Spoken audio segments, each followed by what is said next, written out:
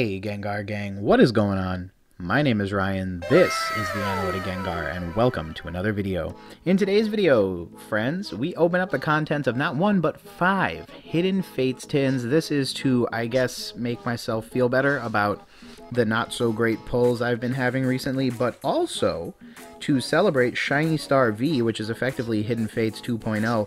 I'm not willing to spend $100 on a booster box, and therefore I figured, ironically, it's easier for me to get my hands on Hidden Fates than it is to get anything else. Now, before we get started, here are the 5 tins that got opened up.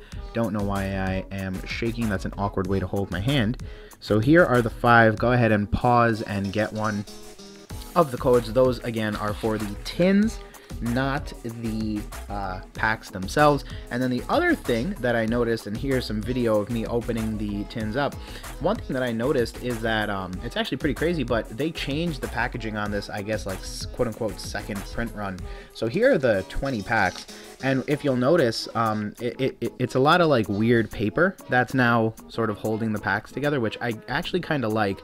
There was a lot of plastic in the packs and in these tins, and that's kind of bad, only because obviously you know, that's just not good for the environment. So I do kind of love the fact that they changed it up a little bit. Hidden Fates, of course, is 4 from the back because it is a Sun and Moon era box. And yeah, the story behind these tins is that I ended up finding them at a combination of GameStop and Target, of all places. And so you know, I obviously got pretty lucky, and I was like, yeah, sure, that works. And then I decided no time like the present to open some, especially with all of the hullabaloo going on. You don't really see Hidden Fates openings anymore, and that's partly because it's so expensive to do, but also because, you know, there's obviously Champion's Path and this and that. But what's actually pretty funny is that these packs are one of those weird situations where, one, you can definitely make money by opening them up. Assuming you get some good full arts and get them graded, there's a pretty good chance that you're going to make your money back and then some. So that's pretty cool. But it's also funny because if you find them in stores, you can buy them for about 20 bucks a tin, and then you can actually have them graded. Hello, Wigglytuff GX. And you can then sell them back for almost double the price online. So that's pretty cool. Now, in today's video, what are we trying to do? Well, obviously, there is a Charizard that I would love to pull, if anyone is rooting for me down below in the comments. And then in addition to that, of course, there's also tons of amazing full arts in this particular set, as well as an entire shiny set of cards that we can pull from. So this Hello Matang, and a Lapras. So this is our first shiny hit for the day. A beautiful, beautiful Matang. Obviously, Beldum and Matang were in the set. Metagross was one of the promo cards you could pull. So that is our first hit. And with this one pack, we will now officially be done with our first tin of Hidden Fates. I didn't mix them up, and that's done on purpose, just so that as we roll through the packs, we'll know which ones, you know, which tins had the hits and which didn't. So that's good. 1, 2, 3, 4 from the back. Roll it up. Got a green, another green, Magmar, Pikachu, Jigglypuff, Ekans, Coughing, Cubone, and a Electrode. So about, not bad actually, 2 hits in that one tin. You honestly can't complain. I know Hidden Fates had a series of different print runs, and some of them were notoriously better than others. The first print run, the one that includes the Mew and Mewtwo pin boxes, those two, historically have gone down as having like literally the best hits ever. There is a code card for you. So it's actually pretty funny because those have gone down sort of in the history books. Got a Charmeleon, a Jinx, as having some of the best pull rates ever for a Pokemon card set, which is pretty dope. Got a Clefairy, a Magmar, and an Electrode.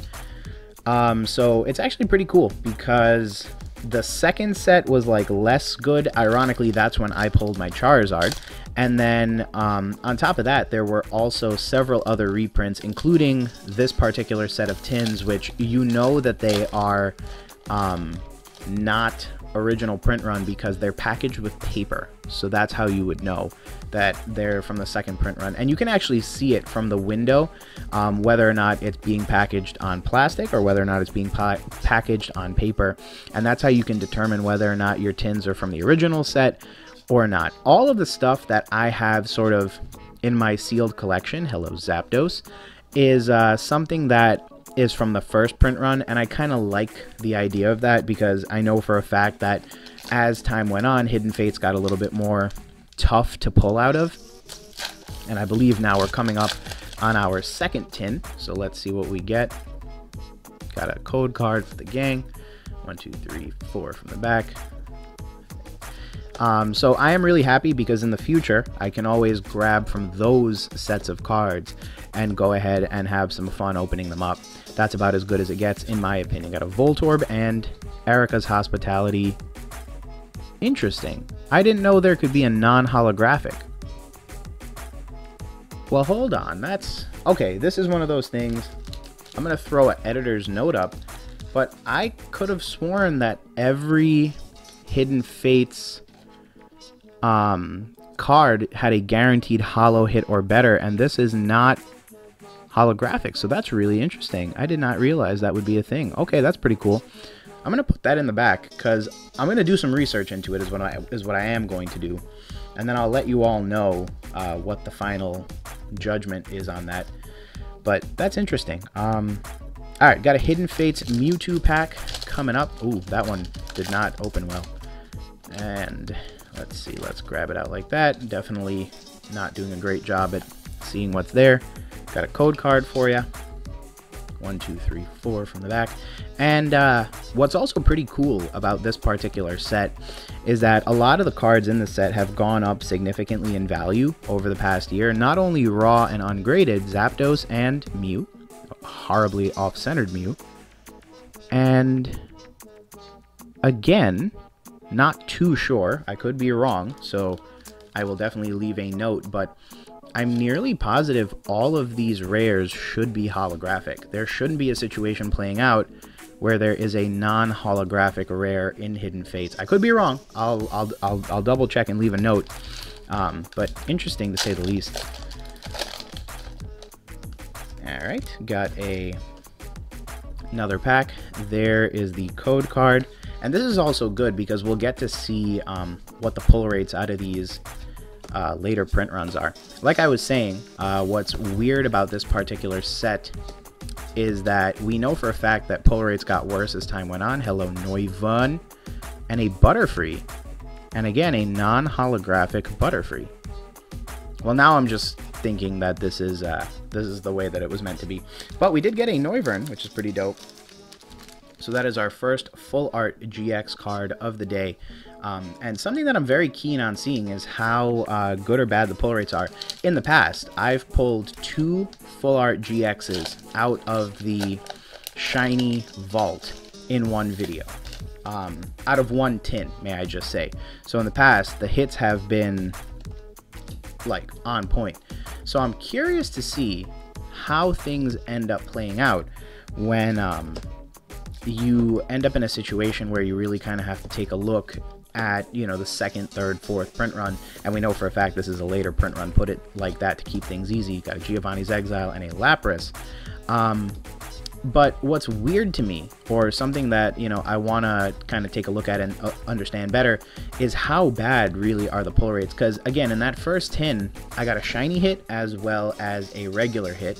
And then in I guess what would be the second tin at this point, we did get a Noivern GX full art. 1, 2, 3, 4, and 1, 2, 3, 4. Yeah, and we are 2 packs in to the third tin, so this is going to be pulls number, you know, the last 2 from the third tin. So far, we've only had 2 shiny hits, so in theory, we are due another one. But let us see. And what's good is that 5 is a, you know, it's a significant number. I'm not opening a million packs here. But in theory, we should be able to get a pretty good idea of what the hits are. As I was saying a little earlier before I completely lost my place, there are quite a few cards that have gone up in value, but I really do feel as though any full art GX that you grab, here's a holographic Eevee for you, any of the GX cards that you grab end up having a pretty good chance at being valued fairly well. Obviously, there are some that are a cut above the rest, such as, but not limited to, any of the evolutions, as well as the Charizard, as well as some of the other sort of fan favorite full art shinies. So just something to think about there. There is a code card for you. And obviously, just to remember, well, I kind of messed this one up, but we'll just fast roll it really quickly. Got a Bills analysis, and that's that pack. So far, 3 tins, and really just 3 hits. So those are the 3 that we have in the back. Oops. All right, Wigglytuff, you stay there. Here is our 4th tin now. And again, we've gotten 2 shiny hits out of 3 tins, so not looking like the best ratios ever, but we shall certainly see if that improves on average. There's another code card for you, 1, 2, 3, 4 from the back, and a Fire Energy to begin. A Jinx, a Magmar, a Grit, Clefairy, Staryu, Jiggly, Ekans, Geo, oops, a Froakie, and a Misty's Water Command is our rare for the pack. So far, 4 tins, 3 hits, so kinda improving. I don't know how fully well it will be at the end of this, but we shall certainly see. Got a Hidden Fates Birds pack. Let's open this up very quickly. Oops. There is the code card for you. And then, let's fast roll this one. Got a Metapod. Yeah, alright, nothing great there. Move this out of the way for everyone. Boom. Alright, and let's see. 1, 2, 3, 4. So these are the last 2 out of that second to last tin. So here's the Mew pack. And, I mean, yeah, Charizard has obviously remained like at the top of this, and it's cool because I think this particular set is obviously going to be remembered fondly for years to come. But what's really cool is that in addition to just having some amazing pulls, it's also pretty much inspired the entire Sword and Shield era with the new Shiny Star V set, as well as many other cards that kind of have the same similarity. Got another Wigglytuff GX, so that's great. Put these over there. Oh, one more to go. And then here is our last pack for the 4th tin. Again, so far 3 shiny hits, 4 tins, and 2 Wigglytuff GXs, not that they count for anything. Got another code card for you. We will be giving away all the code cards today, but in the event that you don't have one or that you didn't get one, feel free to hit me up on Instagram. I can always get you another one. Got a Coughing, a Clefairy, an Eevee, and a Kangaskhan non-holo, which again, given the the amount that I've pulled, I'm nearly positive that's a thing. For some reason I thought Hidden Fates was going to be guaranteed a holo hit or better in every pack, but I haven't opened it in so long, I guess I forgot that they're non-holos, which is awkward. So that's good. Now, awkward story, but there is a hit in this particular tin. Here's the code card. The reason you can tell is because of that dark line right there. So we don't know what it is yet, but let's do the code card, or let's do the card trick and see what we get. Got an Electric Energy for the shocking Charizard we're about to pull. Got a Chansey, Giovanni's Exile, Koga's Trap, Ekans, Caterpie, Paris, Charmander, Clefairy, got a Kartana's, and Erica's Hospitality yet again. So another dope, shiny, full art pull. Like I said, many of these cards have gone up in value over the past year. And then on top of that, if you go ahead and get them graded, a lot of people are trying to complete this set as PSA 10 or better. So there's huge demand in the secondary market for these cards to be graded. And then, you know, since they're relatively available, you can make a pretty good profit because obviously you're just opening the stuff up at MSRP, and then those individuals will pay a pretty penny to have the card as a PSA 10. So it's definitely something that a lot of people have done or have been speaking about doing. And honestly, I can see it being a pretty good idea. Got a birds pack. Get that guy opened up real quick. And given our one big hit, I don't think we're going to get anything else. Could be wrong. Here's another code card. 1, 2, 3, 4 from the back. And we begin with a Dark Energy. Center Lady, Sabrina, Scyther, Eevee, Clefairy, Caterpie, Ekans, Paris, a Malamar, not bad, and a Zapdos. Okay, so that was actually a pretty decent pack, and this is exactly what I meant. At this point, we now have 5 shiny hits, and then here, geez, so the second print run, not really the most impressive. A pretty dusty pack. It was packaged backwards, and just looks gross. And I gotta say, even the print doesn't look that great. Now, if I had purchased elsewhere, I would have kind of been concerned about the authenticity of this. But I do know for a fact that these are real. I got them off a Target store shelf, so there's no question in my mind. The real hesitation, I suppose, would have been if I had purchased them elsewhere. And again, just another reason why sometimes it's important to open some of the product you want to sell, just to kind of show people like, hey, it's a legit thing. Got a Caterpie, a Charmander, Brock's Grit, and a Arbok non-holo regular rare. So let's do a super quick recap. Mind you, one of my hits, the Wigglytuff, is like wedged in between the background and my playmat, so I'm not gonna go fishing for that. But in 5 Hidden Fates tins, I was able to pull a whopping 7 hits, including but not limited to this Wigglytuff GX, which I did pull 2 of, so that puts us at 2. Got a Malamar, a Matang, and a Froakie, so those are 3 baby shiny Pokemon.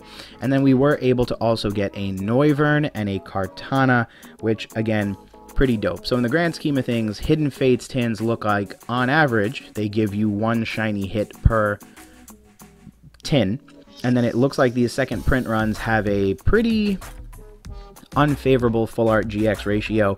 Looks like 40% of tins will have a full art, 60% will have a baby shiny, and then you know, you might also get something like a shiny Wigglytuff GX, not even shiny, just a regular one, just kind of floating around. But thanks again for watching today's video, friends. I do, as always, appreciate your viewership. I hope you enjoyed this, because it is something different. I do realize it's not you know, shiny Star V or one of the other newer sets, but I figured this is nice because it's a little something different and a little break from what literally every other channel is probably opening up right now. So if you liked today's video, feel free to let me know that down below in the comments. Let me know which of today's pulls was your favorite down below in the comments. Thanks again for watching today's video. As always, I appreciate your viewership, and I'll talk to you guys real soon. Peace.